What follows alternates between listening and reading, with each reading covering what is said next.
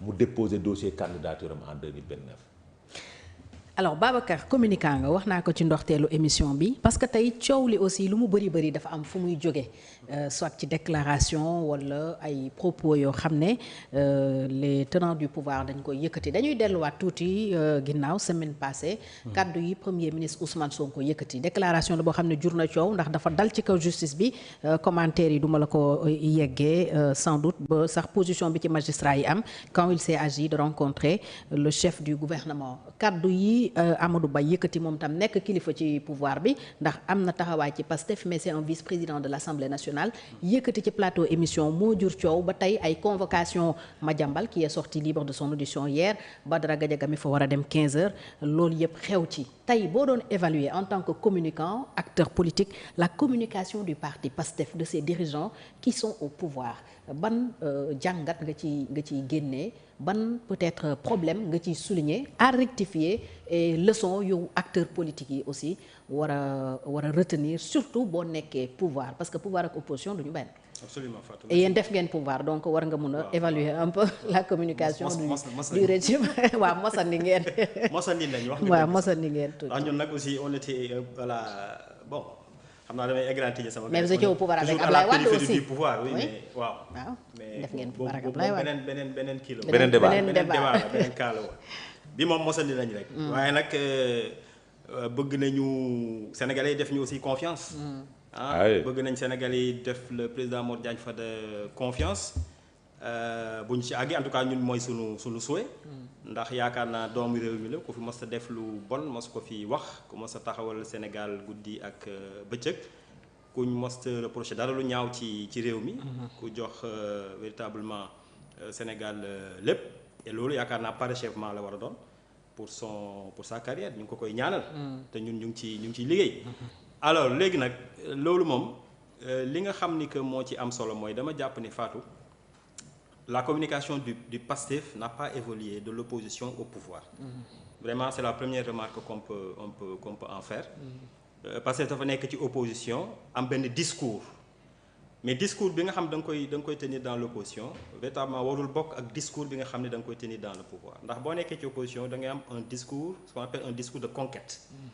boo xam ne souvent bon c'est fait d'engagement de promesses. Parfois va-t-en guerre. Voilà, parfois même va-t-en guerre comme disait l'autre, souvent un homme politique, surtout dans l'opposition. Il a juste besoin qu'on parle de lui. Oui. En bien ou en mal, l'essentiel c'est qu'on ne l'oublie pas. Moo tax souvent même bad buzz pour homme politique. Yooyu garaawul mën nañu ko tolérer. Pastef en a fait, il en a usé et même abusé. Dans l'opposition bon on va passer sur les péripéties ak di xew ak li ko xam moo ko laytaay yépp parce que la démarche fi mu ne nii sa question c'est quand même c'est d'ordre scientifique. On est en train d'évaluer des postures communicationnelles. Donc Pastef daf ci user ci loolu abuser ci mais nag am nañu ci benn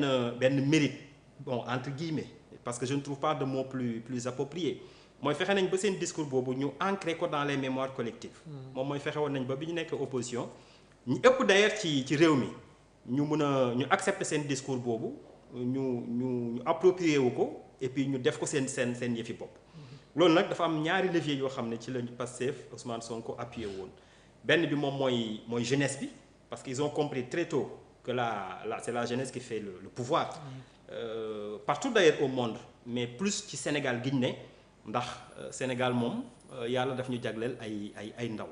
ñu teel a comprendre aussi que ni dafa am tey benn outil de communication bu bees bu dugg ci médias classiques yi nga xam moom la ñu amoon moom mooy réseaux sociaux yi. Moi je me rappelle très bien parce que c'est des questions qu'on suit ndax aussi c'est notre métier c'est notre dada. Bien sûr. Je me rappelle très bien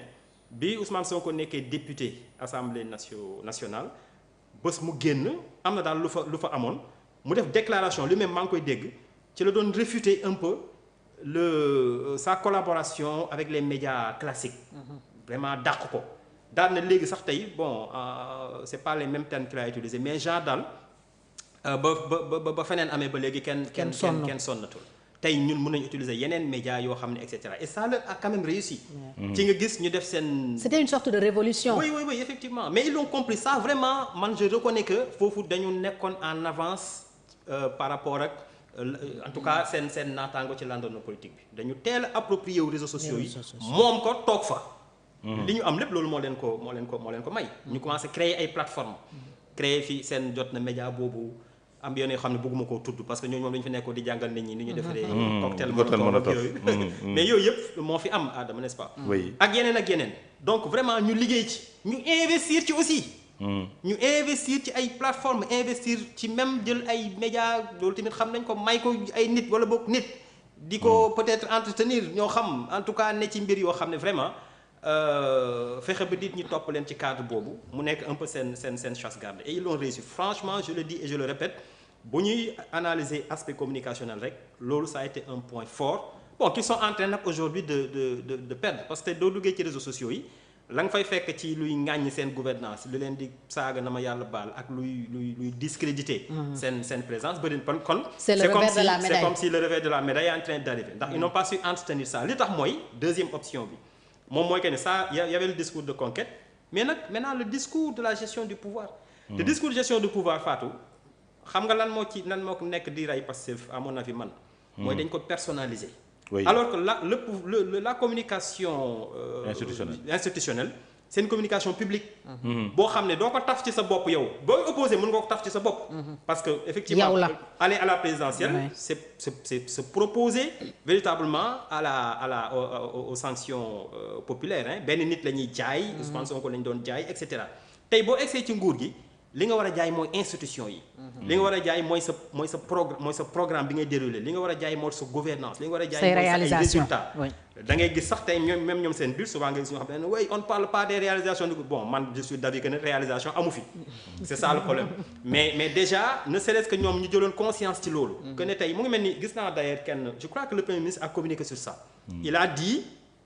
désormais il faudrait que les communicants qui sont dans les communicants d'ailleurs se sont retrouvés il y a quelques jours pour un peu profiler une stratégie de communiquer surtout sur les ministres et les DG voilà non pas en tout cas les hommes les directeurs les ministres c'est-à-dire que ñoom institut personnel que sur les institutions alors que c'est ça la nuance qu'il faut lever te loolu day dal waxuma sax parce que day dal ñu bëri c'est-à-dire que tu es dans une institution tu es dans une direction nangam et cetera nga jël sa communication jàpp ne yow directeur ba fa ne moom nga war di waxal moom nga war di xalamal moom nga war di waxal yu baaxam ak yooyu c'est pas ça ton rôle c'est supporte une communication ça s'appelle une communication publique moom mooy institution bi moom ngay communiquer maintenant nag effectivement ki fa nekk jiite ko il incarne l'institution donc lañ ko ci laaxaale waaye yow dans ta démarche scientifique booy élaborer sa plan booy doxal sa communication institution bi moo la war a intéresser parce que waa ji mën na xëy suba mu jóge fa noonu moi je l'ai vécu d'ailleurs ndax man les hommes passent les institutions demeurent maa ngi doon au passage j'ai d'ailleurs remis ma démission waaw oui man jógee naa foofu Sonacos yaa nekkoon directeur communication bi xam naa ni Fatou comme on est des hommes des médias ñun ñëpp c'est une loolu de yëguñu ko woon voilà c'est une communication que je passe parce que communiquer gu ma ci woon mais effectivement il y a quelques semaines j'ai donné ma démission initiative personnelle lan moo ko motivé non je suis parti parce que j'ai des projets vraiment c'est personnel vraiment c'est personnel j'ai des projets dans mon métier qui est à la com dama ci am ay projets yoo xam ne maa ngi ci doon liggéey tey aussi ma gën ko bëgg a dëggal donc loolu la donc je veux prendre ma liberté vraiment pour m'occuper bokkoo ci ñi bale bi faxas non pas du tout d'accord pas du tout et d'ailleurs je salue le directeur général bi fa nekk tey El Hadj Ndane Diagne nga xam ni on s'est dit au revoir en de très bons termes dans l'intimité de son bureau ça vraiment je le reconnais on garde d'excellentes relations j'ai fait ce que j'ai eu à faire tey nag j'ai préféré dem ubbi aussi beneen page en toute liberté xam naa daañu ci ñëwaat bonne chance merci beaucoup mon frère alors donc loolu moo ci ne et je donne cet exemple là parce que man quand même j'ai au moins vu passer 3 directeurs bi ma fay dem président Modou Diagne Fada la fa àndaloon d'ailleurs à l'époque service communication amu fa woon ñoo ko créé bi mu fa jógee y avait un autre directeur en l'occurrence monsieur Kibili Touré bi mu fa jógee Ndane Diagne mi ñëw fa soo fa toogaan keneen xëy na daf ma fay fekk mais kon est-ce que man dama war a communiquer ci directeur bi ci la personne qui incarne wala boog ci institution mais loolu nag mooy le mal de Pastef tey ils continuent à communiquer sur eux-mêmes kenn koo ci jël en termes de communication boppam lay liggéeyal ay capsule ay xawma lan dugg ci ay oto ñu lay wane yow alors que doo communiquer ci li nga xam ne moom lañ la dégg. njëriñu bëri na tey lu fi nekk ci bànqaas juste pour te confirmer sénégalais yi xamuñu seen utilité parce que duñ ci communiquer et justement ci loolu lañ waroon a communiquer parce qu'on est dans la personnalisation de la communication. gis nga nag loolu ramené à la personne de Ousmane Sonko c'est-à-dire que Sonko c'est quand même un personnage intéressant dans ce cas de figure là en termes de com. Parce que lui il a cette facilité là de se dédoubler. Tout à fait. dafay nekk kii tey bu subaa mu nekk gis naa ko ba mu demee Chine. mu sol col Mao. mais nag c'est une faute. parce que yow mënoon di oote souverainisme. ngay ñëw fii di oote Daalu Ngaay di oote semisu Alaaji di oote sunu genre yi. nu mu tuddati costume africain. c'était une occasion même. nga dem ba Chine mais def sa grand boubou. jàkkaarloog le président chinois. su ko defee moom aussi mu xam lan mooy sa culture mais nga dem fa bëgg a sol col Mao. ça veut dire que ni vraiment tu es dans une assumé xaw ma nu ñu koy waxee. tu sais en communication il y a une démarche de caméléon quoi. De lui s'adapte. Oui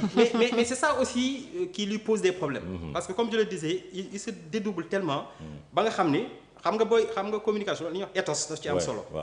moom mooy la personne qui parle. Sonko ñi koy suivre ils sont déroutés. Parce que doo xam finalement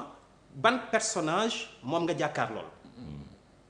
doo xam ban personnage bi moom nga critiqué nañ ko ci dernière déclaration parce que à un moment donné il était le chef de parti beneen instant il était le citoyen simple parfois même le premier ministre qui parle loolu moom ŋàññ nañ ko ci lool. waaw moom sax il le réclame il dit des fois oui man. citoyen simple bi nangam et cetera mais je dis loolu en tout cas ci posture bu muy incarné tey parce qu'il occupe quand même une très très haute fonction boo xam ne il faut que qu'il se mette dans cette peau là foog mu sol mbubb mi. di doxee mbubb mi je pense que ne ci loolu lañ koy nawee li mu waroon def ci opposition def na ko ba pare qu'on le veuille ou pas qu'on le critique qu'on l'aime ou pas loolu jàll na quoi c'est l'histoire tey il incarne une posture boo xam ne pour man bu ko incarné woon dans la jëloon la plénitude de la fonction mooy ëpp solo que li nga xam ni tey moom lay noonu lay taxawee et que noonu lay liggéeyee et c'est ça qui prête à confusion on l'a vu partir même par exemple à l'Assemblée nationale boo xam ne député yi dañ ko boycotté woon yow rek nga nekk fa ak say ñoñ ngay xuloo mais pourquoi parle de ta fonction parle des programmes fais des waxal ak nit ñi ci li nga xam et cetera donc c'est un peu ça je crois que fondamentalement man loolu laa gis que moom mooy loolu mooy seen problème ils n'arrivent pas à se départir de leur habit d'opposant ils n'arrivent pas à cerner leur maîtriser en tout cas seen ethos de communicant pour que nit ñi mun leen identifier fi ñu leen war a identifier mun leen juger ci loolu ça prête à confusion et effectivement dans l'opinion nekk na lu nga xamante ni sonal leen li Adama yow tam communicant nga et le constat est le même